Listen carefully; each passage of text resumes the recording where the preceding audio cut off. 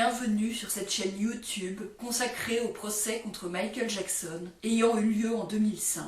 Sur cette chaîne, je résume le procès jour après jour en m'appuyant sur la retranscription du procès venant du tribunal de Santa Maria en Californie. Si vous ne l'avez pas déjà fait, je vous recommande fortement de visionner mes vidéos précédentes afin d'avoir une vision précise du déroulement de ce procès et de prendre connaissance de l'ensemble des informations. Dans la vidéo d'aujourd'hui, je vais résumer le déroulement du procès le 25 avril 2005, 37e jour du procès après la sélection du jury.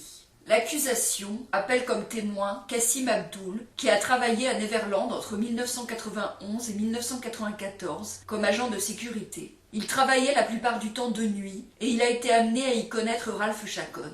Il a été amené à voir Jordan Chandler à Neverland, mais celui-ci ne lui a jamais parlé. Il se souvient aussi d'avoir vu Wade Robson et Brett Barnes à Neverland. Il dit qu'il se souvient d'avoir vu Michael Jackson et Jordan Chandler aller au jacuzzi une nuit de 1993, vêtus de shorts de bain. Il a demandé à ce qu'on amène 2 sodas pour Michael Jackson, suite à la demande de celui-ci. Ensuite, il dit qu'il a vu Michael Jackson et Jordan aller vers la salle de bain à proximité de l'arcade, puis une demi-heure plus tard qu'il a vu Michael Jackson passer avec une serviette, avec Jordan en peignoir sur son dos, et fermer la porte de la maison de l'intérieur. Ensuite, il dit qu'il est allé dans les toilettes de l'arcade et a vu 2 shorts de bain par terre sur le sol mouillé. Il dit qu'une fois, il avait demandé à Ralph Chacon de rentrer dans la maison pour sécuriser les portes, et Chacon a refusé et lui a dit qu'il ne rentrait pas dans la maison. Il dit qu'une nuit, il a vu Michael Jackson et Jordan dans une voiture de golf devant une représentation de Peter Pan sur une fenêtre du bureau de Michael Jackson.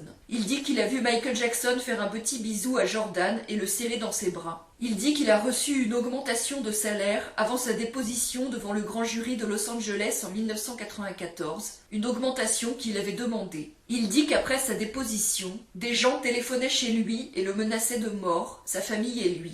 Il dit qu'en 1993, alors que Michael Jackson était l'objet d'une investigation, des agents de sécurité supplémentaires étaient arrivés à Neverland, de l'OSS, Office of Special Services, et qu'ils étaient armés. Il dit que ces agents faisaient parfois des menaces contre d'autres et que l'atmosphère était tendue. Il accuse un agent du nom de Van Norman d'avoir menacé des gens. Il accuse Van Norman d'avoir pointé son arme sur une fan. Il confirme avoir été impliqué dans une plainte contre Michael Jackson et contre les agents de l'OSS en décembre 1994. Il dit qu'entre la réception de son assignation à comparaître et son témoignage devant le grand jury de Los Angeles, il a eu une discussion avec Ralph Chacon sur ce que celui-ci disait avoir vu la nuit où Kassim Abdul a vu les 2 shorts de bain par terre. Mesereau lui montre une déclaration qu'il a signée le 13 janvier 1994, dans laquelle Kassim Abdul disait qu'il n'avait jamais vu Michael Jackson toucher un enfant d'une manière sexuelle, ou qui pourrait être interprété comme sexuel, et qu'il ne l'avait jamais vu nu ou avec des enfants nus. Kassim Abdul confirme avoir dit qu'il avait vu Michael Jackson jouer avec des enfants et que Michael Jackson jouait comme un enfant. Il confirme avoir dit qu'il n'avait jamais vu Michael Jackson avoir de comportement sexuel avec Jordan Chandler et que personne à Neverland ne s'était plaint que Michael Jackson aurait eu un comportement sexuel avec les enfants. Il confirme avoir dit qu'il aurait laissé ses 2 enfants seuls avec Michael Jackson sans problème dans le document qu'il a signé. Il confirme que la plainte déposée par lui avec Ralph Chacon, Adrian McManus et d'autres employés a été gagnée par Michael Jackson et qu'ils ont été condamnés à lui verser de l'argent, et il admet qu'il n'a pas versé l'argent. Mesereau lui montre un rapport disciplinaire reprochant à Kassim Abdul d'avoir utilisé l'essence de Michael Jackson pour remplir sa voiture. Il nie avoir volé l'essence en disant que ce n'était pas pour son usage personnel et dit qu'il avait des problèmes avec le chef à l'époque. Il admet avoir demandé des millions dans sa plainte contre Michael Jackson et les gardes en affirmant avoir été émotionnellement handicapé à Neverland et être incapable de travailler. Il admet que le jury de la plainte civile a rejeté ces accusations. Il admet qu'après avoir quitté son travail à Neverland, il a parlé à l'organisation Splash et qu'il a été cité dans le tabloïd The Star. Il a été interviewé avec Ralph Chacon et Adrian McManus. L'argent obtenu avec cette interview a été utilisé pour la plainte civile contre Michael Jackson et Mesereau lui fait remarquer ironiquement que ça avait été un mauvais investissement. Il admet qu'ils avaient accusé les agents de l'OSS de les avoir terrorisés et de leur avoir causé des dommages et que ses accusations ont été rejetées par le jury. Il admet qu'il ne s'est jamais plaint de ses agents à Michael Jackson.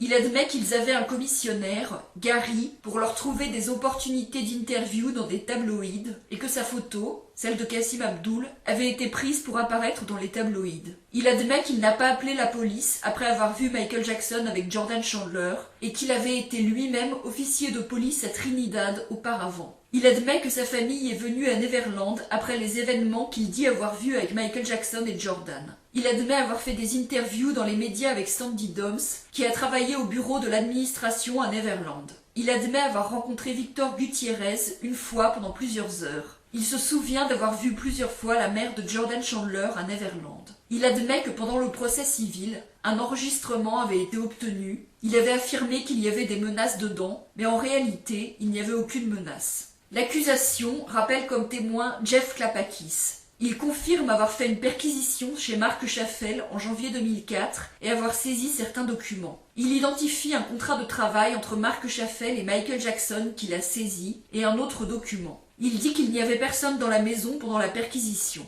Il affirme que des centaines de documents ont été saisis. Il confirme qu'il sait que Marc Chaffel utilise aussi sa maison comme un bureau avec d'autres personnes qui y travaillent. L'accusation rappelle comme témoin Craig Bonner. Il confirme avoir comparé l'enregistrement de l'appel téléphonique entre Frank Cassio et Janet Arvizo avec sa copie sur CD, ainsi que l'enregistrement de l'entretien avec Bradley Miller avec sa copie sur CD, et confirme que les originaux sont identiques à la copie. Il identifie des photos de documents qu'il a prises, documents qui avaient été montrés devant le grand jury. Il confirme avoir saisi des documents lors de la perquisition chez Marc Chaffel en janvier 2004, certains documents montrant que Marc Chaffel travaille pour Michael Jackson.